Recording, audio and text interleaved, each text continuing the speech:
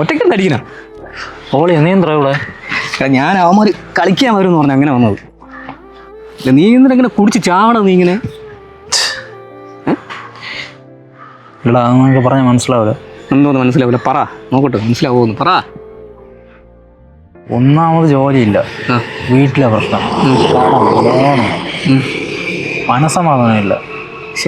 ഇതൊക്കെ എല്ലാവർക്കും ഉള്ള പ്രശ്നമല്ല അളിയാ. അല്ല ഞാൻ ചോദിക്കട്ടെ, നീ ഈ കൂടി തുടങ്ങിയിട്ട് എത്ര വർഷമായി? അതൊരു 5-6 വർഷമാണോ?